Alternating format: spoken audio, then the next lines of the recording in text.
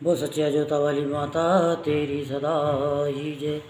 आज हम आपको दुर्गा सप्तशती का दूसरा अध्याय सुनाते हैं, तो आप ध्यानपूर्वक सुनेंगे। ओम मध्यम चरित्र के विष्णु ऋषि महालक्ष्मी देवता उष्णिक छंद शाकंभरी शक्ति दुर्गा बीज वायु तत्व और यजुर्वेद स्वरूप है। श्री महालक्ष्मी की प्रसन्नता के लिए मध्यम चरित्र के पाठ में इसका विनियोग है। मैं कमल के आसन पर बैठी हुई प्रसन्न मुख वाली महिषासुर मर्दिनी भगवती महालक्ष्मी का भजन करता हूँ, जो अपने हाथों में अक्षमाला, फरसा, गदा, बाण, वज्र, पदम, धनुष, कुंडिका, दंड, शक्ति, खड़ग, ढाल, शंख, घंटा, मधु, पात्र, शूल, पास और चक्र धारण करती है। ऋषि कहते हैं, पूर्व काल में देवताओं और असुरों में पूरे 100 वर्षों तक घोर संग्राम हुआ था। उसमें असुरों का स्वामी महिषासुर था और देवताओं के नायक इंद्र थे। उस युद्ध में देवताओं की सेना महाबली असुरों से परास्त हो गई। संपूर्ण देवताओं को जीतकर महिषासुर इंद्र बन बैठा। तब पराजित देवता प्रजापति ब्रह्मा जी को आगे करके उस स्थान पर गए जहां भगवान शंकर और विष्णु विराजमान थे। देवताओं ने महिषासुर के पराक्रम तथा अपनी पराजय का यथार्थ वृत्तांत उन दोनों देवसुरों से विस्तार पूर्वक कह सुनाया। वे बोले, भगवान महिषासुर सूर्य, इंद्र, अग्नि, वायु, चंद्रमा, यम, वरुण तथा अन्य देवताओं के भी अधिकार छीनकर स्वयं ही सबका अधिष्ठाता बन बैठा है। उस दुरात्मा महिष ने समस्त देवताओं को स्वर्ग से निकाल दिया। अब वे मनुष्यों की भांति पृथ्वी पर विचरते हैं। दैत्यों की ये सारी करतूत हमने आप लोगों से कह सुनाई। अब हम आपकी ही शरण में हैं और आपकी शरण में आए हैं। उसके वध का कोई उपाय सोचिए। इस प्रकार देवताओं के वचन सुनकर भगवान विष्णु और शिव ने दैत्यों पर बड़ा क्रोध किया। उनकी बोहें तन गईं और मुंह टेढ़ा हो गया। तब अत्यंत कोप में भरे हुए चक्रपाणी श्री विष्णु के मुख से एक महान तेज प्रकट हुआ। इसी प्रकार ब्रह्मा, शंकर तथा इंद्र आदि अन्य देवताओं के शरीर से भी बड़ा भारी तेज निकला। वे सब मिलकर एक हो गया। महान तेज का वह पुंज ज्वालमान पर्वत सा जान पड़ा। देवताओं ने देखा, वहाँ उसकी ज्वालाएं संपूर्ण दिशाओं में व्याप्त हो रही थीं। संपूर्ण देवताओं के शरीर से प्रकट हुए उस तेज की कहीं तुलना नहीं थी। एकत्रित होने पर वह एक नारी के रूप में परिणत हो गया और अपने प्रकाश से तीनों लोकों में व्याप्त जान पड़ा। भगवान शंकर का जो तेज था, उससे उस देवी का मुख प्रकट हुआ। यमराज के तेज से उसके सिर में बाल निकल आए। श्री विष्णु भगवान के तेज से उसकी भुजाएं उत्पन्न हुई। चंद्रमा के तेज से दोनों स्तनों का और इंद्र के तेज से मध्य भाग कटी प्रदेश का प्रादुर्भाव हुआ। वरुण के तेज से जंघा और पिंडली तथा पृथ्वी के तेज से नितंब भाग प्रकट हुआ। ब्रह्मा के तेज से दोनों चरण और सूर्य के तेज से उनकी अंगुलियां हुईं। वसुदेव के तेज से हाथों की अंगुलियां और कुबेर के तेज से नासिका प्रकट हुई। उस देवी के दांत प्रजापति के तेज से और तीनों नेत्र अग्नि के तेज से प्रकट हुए थे। उसकी भौहें संध्या के और कान वायु के तेज से उत्पन्न हुई। इसी प्रकार अन्य देवताओं के तेज से भी उस कल्याणमयी देवी का आविर्भाव हुआ। तदंतर समस्त देवताओं के तेज पुंज से प्रकट हुई देवी को देखकर महिषासुर के सताए हुए देवता बहुत प्रसन्न हुए। पिनाकधारी भगवान शंकर ने अपने शूल से एक त्रिशूल निकालकर उन्हें दिया। फिर भगवान विष्णु ने भी अपने चक्र से चक्र उत्पन्न करके भगवती को अर्पण किया। वरुण ने भी शंख भेंट किया, अग्नि ने उन्हें शक्ति दी और वायु ने धनुष तथा बाण से भरे हुए 2 तरकस प्रदान किए। सहस्त्र नेत्रों वाले देवराज इंद्र ने अपने वज्र से वज्र उत्पन्न करके दिया और ऐरावत हाथी से उतारकर 1 घंटा भी प्रदान किया। यमराज ने कालदंड से दंड, वरुण ने पास, प्रजापति ने इस स्फटिकाक्ष की माला तथा ब्रह्मा जी ने कमंडलों भेंट किया। सूर्य ने देवी के समस्त रोमकूपों में अपनी किरणों का तेज भर दिया। काल ने उन्हें चमकती हुई ढाल और तलवार दी। क्षीर समुद्र ने उज्ज्वल हार तथा कभी जीर्ण न होने वाले 2 दिव्य वस्त्र भेंट किए। साथ ही उन्होंने दिव्य चूड़ामणि, 2 कुंडल, कड़े, उज्ज्वल अर्धचंद्र, सब बाहों के लिए केयूर, दोनों चरणों के लिए निर्मूल नूपुर, गले के सुंदर हसली और सब उंगलियों में पहनने के लिए रत्नों की बनी अंगूठियां भी दी। विश्वकर्मा ने उन्हें अत्यंत निर्मल फरसा भेंट किया। साथ ही अनेक प्रकार के अस्त्र और अभेद कवच दिए। इनके सिवा मस्तक और वक्षस्थल पर धारण करने के लिए कभी न कुमलाने वाले कमलों की मालाएं दी। जल्दी ने उन्हें सुंदर कमल का फूल भेंट किया। हिमालय ने सवारी के लिए सिंह तथा भांति भांति के रत्न समर्पित किए। धनाध्यक्ष कुबेर ने मधु से भरा पान पात्र दिया तथा संपूर्ण नागों के राजा शेष ने, जो इस पृथ्वी को धारण करते हैं, उन्हें बहुमूल्य मणियों से विभूषित नाग हार भेंट किया। इसी प्रकार अन्य देवताओं ने भी आभूषण और अस्त्र देकर देवी का सम्मान किया। तत्पश्चात उन्होंने बारंबार अट्ठास पूर्वक उच्च स्वर से गर्जना की। उनके भयंकर नाद से संपूर्ण आकाश गूंज उठा। देवी का वह अत्यंत उच्च स्वर से किया हुआ सिंहनाद कहीं समा न सका। आकाश उसके सामने लघु प्रतीत होने लगा। उससे बड़े जोर की प्रतिध्वनि हुई, जिससे संपूर्ण विश्व में हलचल मच गई और समुद्र कांप उठे। पृथ्वी डोलने लगी और समस्त पर्वत हिलने लगे। उस समय देवताओं ने अत्यंत प्रसन्नता के साथ सिंहवाहिनी भवानी से कहा, देवी तुम्हारी जय हो। साथ ही महर्षियों ने भक्ति भाव से भी नम्र होकर उनका स्तवन किया।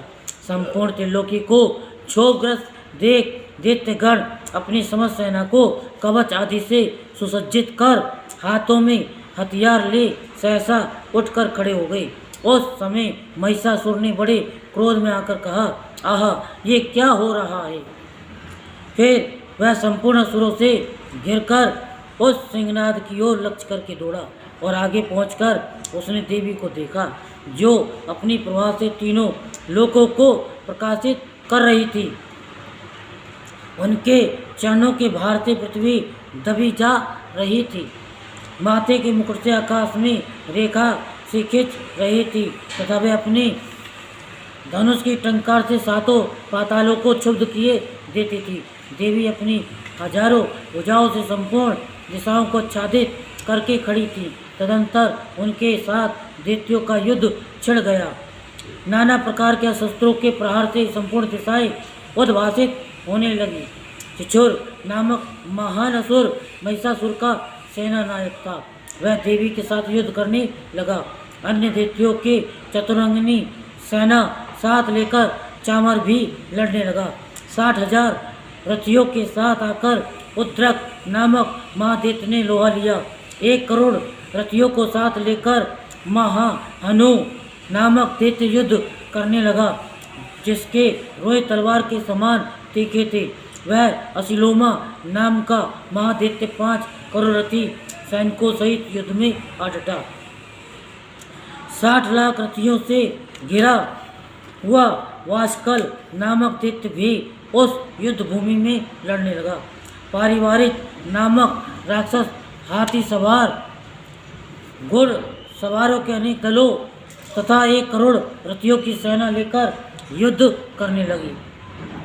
विडाल नामक दैत्य 5 अरब रथियों से घिरकर लोहा लेने लगे।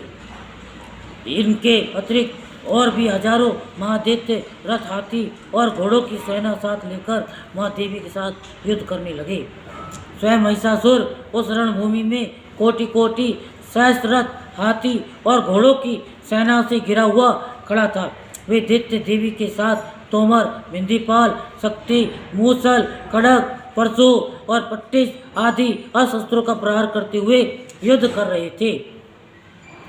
कुछ दैत्यों ने उन पर शक्ति का प्रहार किया, कुछ लोगों ने पास फेंके तथा कुछ दूसरे दैत्यों ने खड़ग प्रहार करके देवी को मार डालने का उद्योग किया।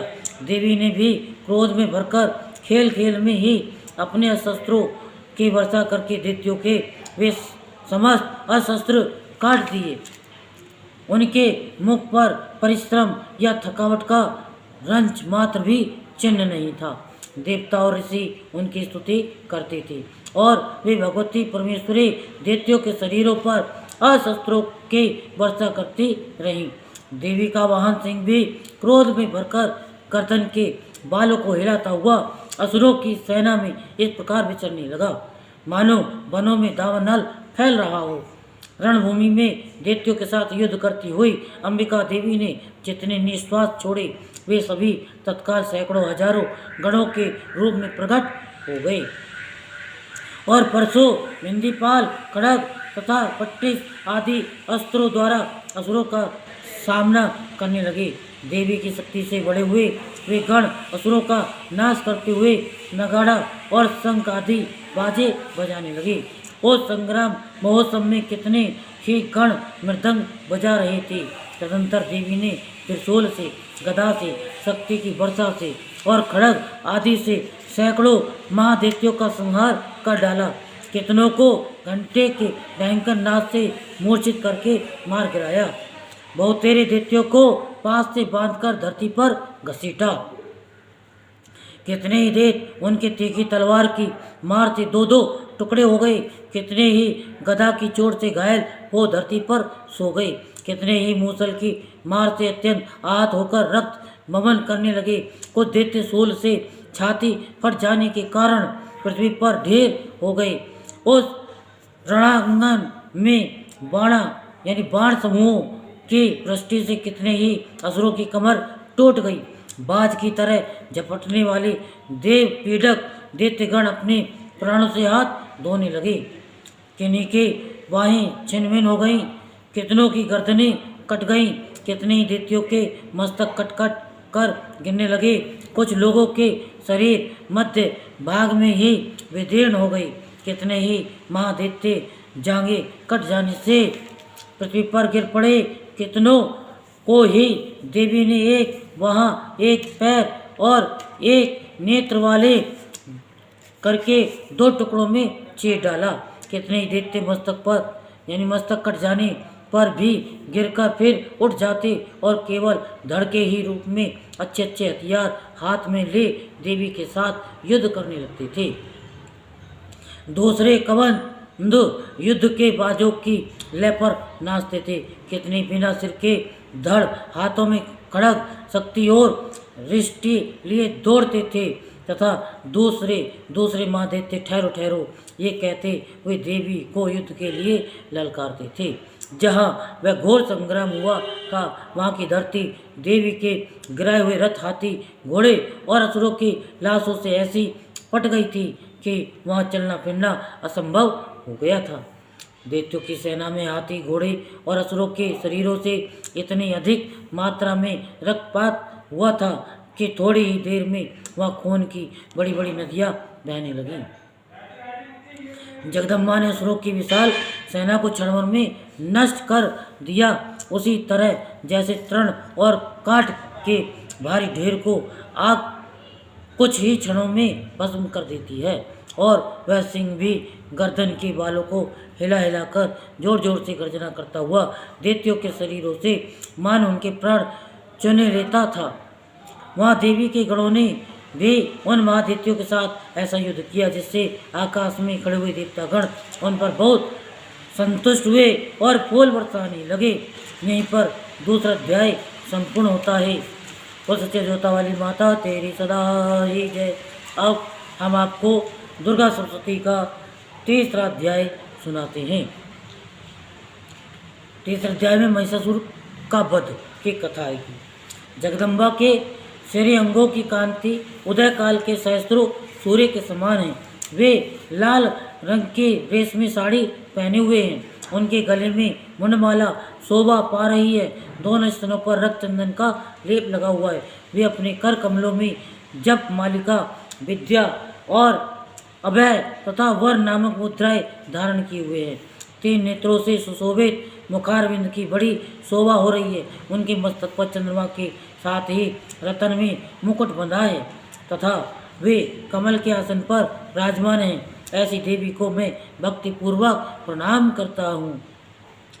ऋषि कहते हैं, दैत्यों की सेना को इस प्रकार तहस नहस होते देख महादैत्य सेनापति चिचुर क्रोध में भरकर अंबिका देवी से युद्ध करने के लिए आगे बढ़ा।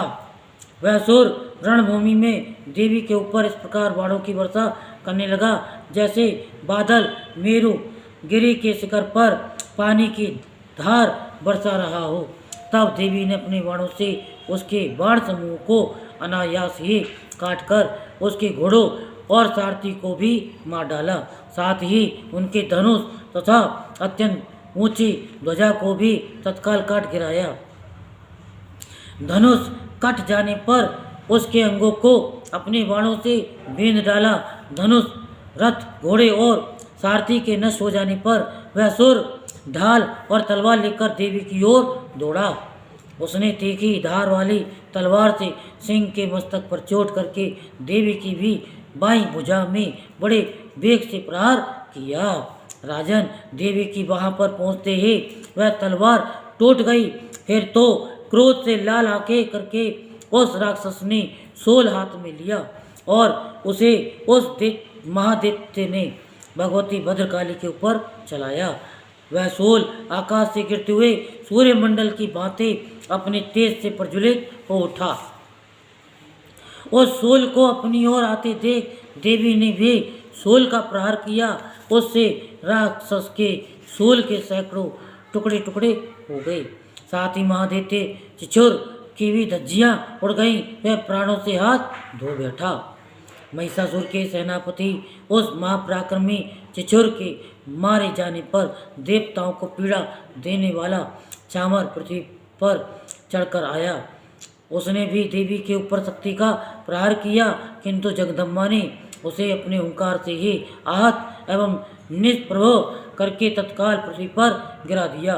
शक्ति टूटकर गिर हुई देख चामर को बड़ा क्रोध हुआ। अब उसने शूल चलाया, किंतु देवी ने उसे भी अपने बाणों द्वारा काट डाला। इतने में ही देवी का सिंह उछलकर हाथी के मस्तक पर चढ़ बैठा और उस दैत्य के साथ खूब जोर लगाकर बाहु युद्ध करने लगा। वे दोनों लड़ते लड़ते हाथी से पृथ्वी पर आ गए और अत्यंत क्रोध में भरकर एक दूसरे पर बड़े भयंकर प्रहार करते हुए लड़ने लगे। तदंतर सिंह बड़े वेग से आकाश की ओर उछला और उधर से गिरते समय उसने पंखों यानी पंजों की मार से चामर का सिर धड़ से अलग कर दिया। इसी प्रकार उद्रक भी शिला और वृक्ष आदि की मार खाकर रणभूमि में पृथ्वी के हाथ से मारा गया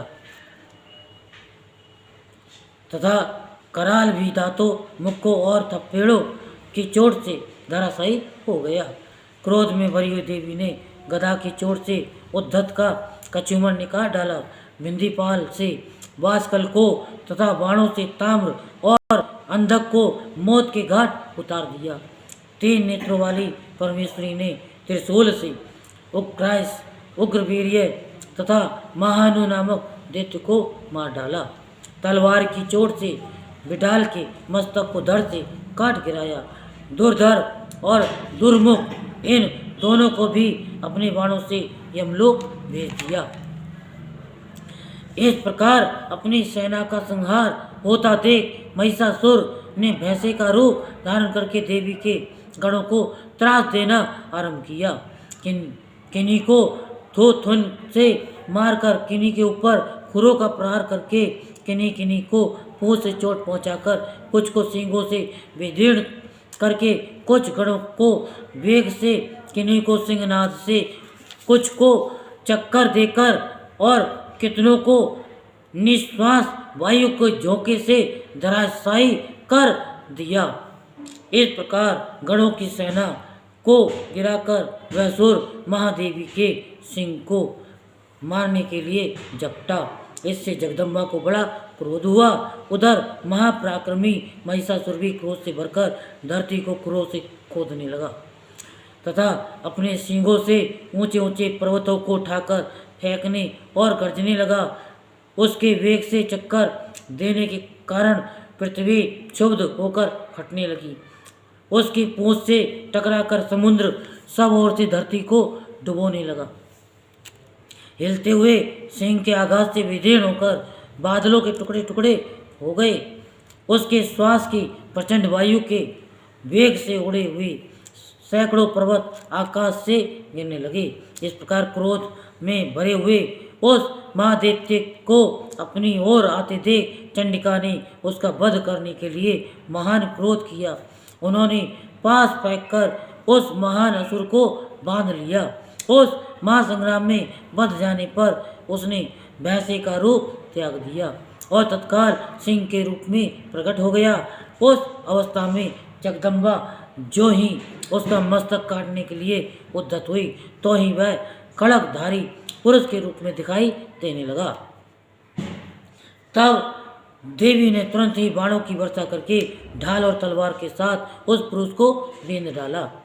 इतने में ही वह महान गजराज के रूप में परिणत हो गया तथा अपनी सूंड से देवी के विशाल सिंह को खींचने और गर्जने लगा। खींचते समय देवी ने तलवार से उसकी सूंड काट डाली। तब उस महादैत्य ने पुनः भैंसे का शरीर धारण कर लिया और पहले की ही भांति चराचर प्राणियों सहित तीनों लोकों को व्याकुल करने लगा। तब क्रोध में भरी हुई जगन माता चंडिका बारंबार उत्तम मधु का पान करने और लाल आंखें करके हंसने लगी। उधर वह बल और पराक्रम के मद से उन्मत्त हुआ राक्षस गरजने लगा और अपने सींगों से चंडी के ऊपर पर्वतों को फेंकने लगा।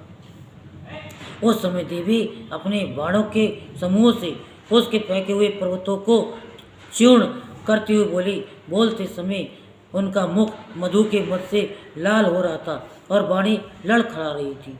देवी ने कहा, ओ मूढ़, मैं जब तक मधु पीती हूँ तब तक तो क्षण भर के लिए खूब गर्द हुई।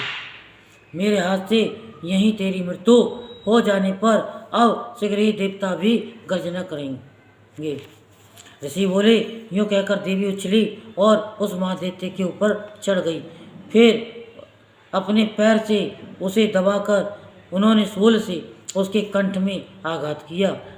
उनके पैर से दबा होने पर भी महिषासुर अपने मुख से दूसरे रूप में बाहर होने लगा। आधा शरीर से ही वह बाहर निकल पाया था कि देवी ने अपने प्रभाव से उसे रोक दिया। आधा निकला होने पर भी वह महादैत्य देवी से युद्ध करने लगा। तब देवी ने बहुत बड़ी तलवार से उसका मस्तक काट गिराया। फिर तो हाहाकार करती हुई दैत्यों की सारी सेना भाग खड़ी हुई तथा संपूर्ण देवता अत्यंत प्रसन्न हो गए। देवताओं ने दिव्य महर्षियों के साथ दुर्गा देवी का स्तमन किया। गंधर्वराज गाने लगे तथा अप्सराएं नृत्य करने लगी। जयकारा शेरा वाली धवल साचे दरबार की, सच्चा जोता वाली माता तेरी सदा ही जय।